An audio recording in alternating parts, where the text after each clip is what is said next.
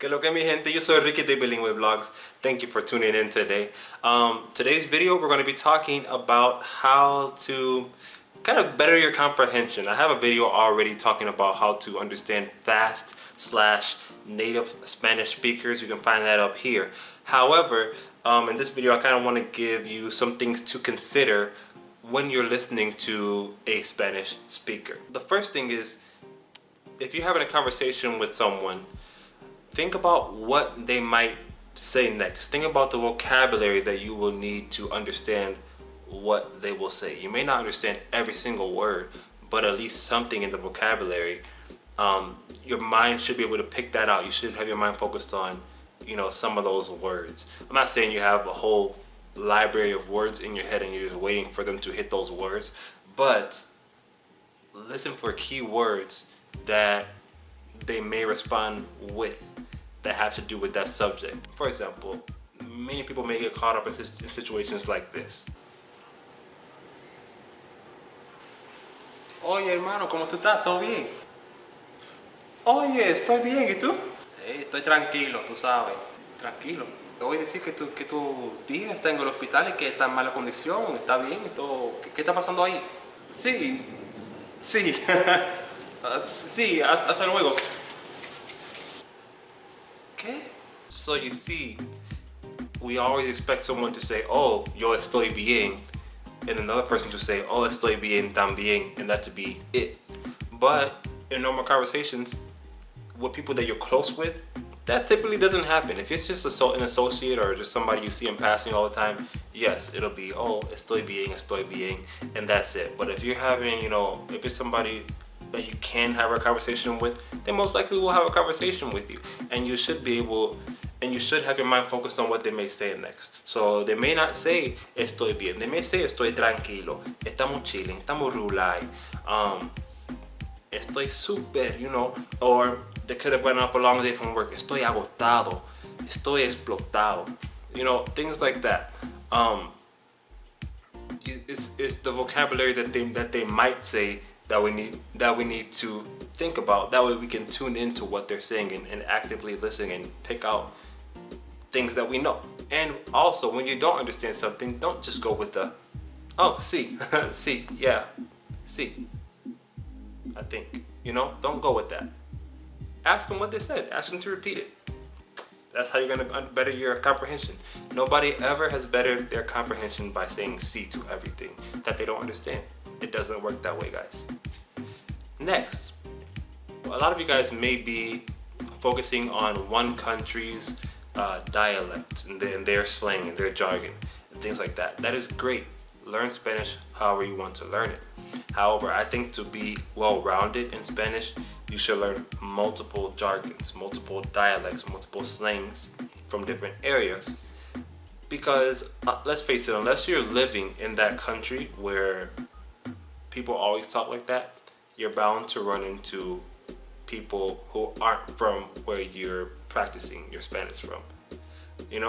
So, for example, I'm here in Miami. I come across a little bit of everything. I met a Costa Rican guy. I never met a Costa Rican guy here in Miami, but I met one yesterday. Hondurans, Argentinians, Dominicans, Puerto Ricans, Mexicans.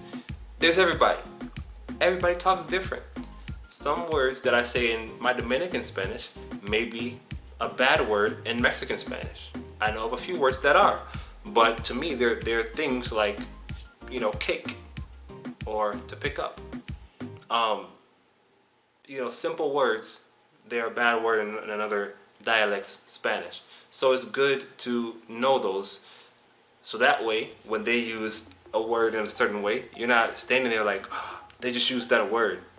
And then also, it'll help you to comprehend just what they're saying in general. It may not be a bad word, it may just be a different word than from what you use. For example, like this case here. Hermano. Sí, dígame mi don, ¿en qué puedo ayudarle? ¿Me puede dar un pomito de agua? ¿Un pomito?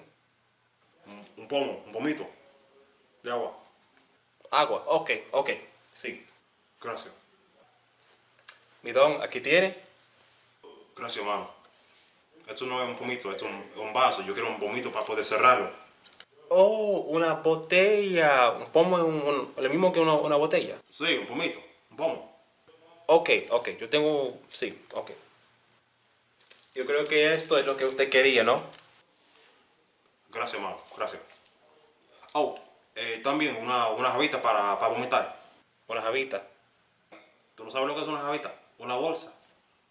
Oh, yo no soy cubano, así que yo no hablo como usted. Yo diría una bolsa, un saco. Yes, this is a real life experience. Me, at 26 years old, on an airplane with Cuban people going to Cuba. I had a lady ask me for un pomo de agua, un pomito de agua, for her little son. And then I had people ask me for javitas, las javitas de vomitar, right?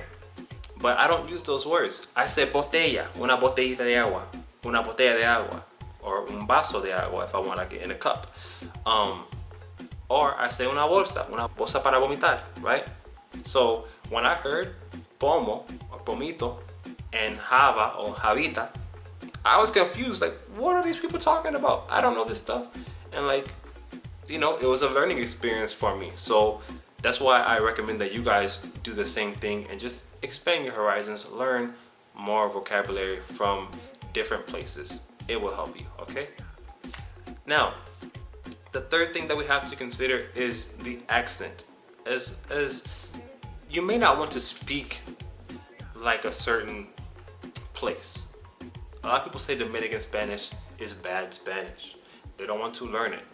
That's okay if you don't want to learn it, but I would really recommend that you guys learn the characteristics of different countries. That's why I do my videos talking about how Puerto Ricans speak, how Dominicans speak, how Cubans speak, things like that, because I want you to be able to understand the characteristics of the dialect, so that way when you hear it in you know, real life, then you may be more acquainted with it and you won't be so lost trying to figure out what they said, like in this case here. Dímelo, vecino. Buenas tardes, vecino. ¿Puedo usar tu baño, por favor? Mi baño. Porque tú no puedes usar el tuyo. Las llaves de mi apartamento están adentro y mi compañero de cuarto ya no está ahí, así que no puedo entrar. Ok, está todo, está todo. Mira, pero tú sabes cómo llegar. Bueno, esto es lo que tú tienes que hacer, ¿ok? Lo siento, pero estás hablando un poco extraño. ¿Qué dijiste? Que tú no entendiste. Esto es lo que tú tienes que hacer. Todavía no entiendo bien. Diablo. Esto es lo que tú tienes que hacer. Oh, oh. No te gusta hablar con la S. Entra. Vecino, mil gracias, mil gracias. Pero espérate. Tú sabes que tú estás usando mi agua. Yo soy joseador. Yo siempre me estoy buscando en la funda. Tú me tienes que pagar mi cuarto. ¿Tu cuarto? Sí, nada es gratis. Pero tu cuarto está adentro. ¿Me vas a pagar o puedes buscar a otro vecino? No quiero pagarte tu cuarto para usar tu baño. Eso no tiene sentido. Che, vecino. Hola, vecino. Vecino, ¿cómo estás? ¿Qué te pasa? Lo que pasa es que yo tengo que usar el baño. Mis llaves están en mi apartamento. La puerta está cerrada, así que no puedo entrar. Yo traté de usar el baño del vecino dominicano, pero no me dejó entrar porque no tengo su cuarto. Podría usar tu baño, por favor. Ese pibe siempre está causando problemas. La próxima vez, decirle, cállate, pelotudo. Cállate. Si vos querés usar mi baño, podés usarlo. Lo siento, pero hablas un poco diferente. Es difícil para mí entender lo que dices. ¿Qué dijiste? Que no me entendés. Si vos querés usar mi baño, vos podés. Suena como quieres decir que yo puedo usar tu baño si quiero, pero lo estás diciendo un poco extraño. Loco, yo soy argentino, yo hablo un poco diferente, pero no soy tan difícil de entender, ¿no? No, vos tenés que aprender a hablar bien el castellano. Yo quiero entender lo que dices, pero es que, boludo, si no me podés entender, andate a buscar a otro vecino.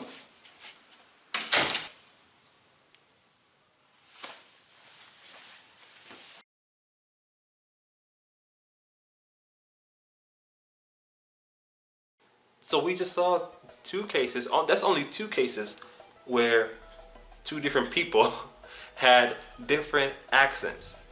They're from two different locations. Their accents are completely different. And to someone who is not used to Spanish, it will sound off to us. It will sound extraño, weird, okay, strange.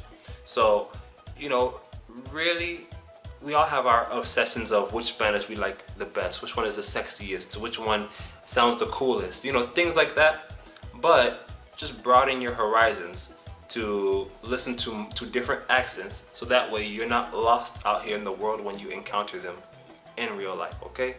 So those are really the 3 tips that I wanted to give you, or 3 things to consider, I guess, that I wanted to share with you when you're trying to comprehend a Spanish speaker. I think those things will be very helpful to you guys. Like I said, check out that video though about how to you know, better understand Spanish, how to better understand fast or native Spanish speakers, because that's different than this video here. If you like the video, first of all, please subscribe. Secondly, please share. Those are the most important things. After that, if you want to leave a comment, let me know what you think. I'll always reply to your comments, so go ahead and do that below. And like the video too. If you like it, then it makes sense to just click that like button, you know? So thanks for watching, guys. The next video for the Spanish sentence structure series will be up this week. Well, in about somewhere within the next 7 days, okay? So be ready for that, guys. We'll see you later.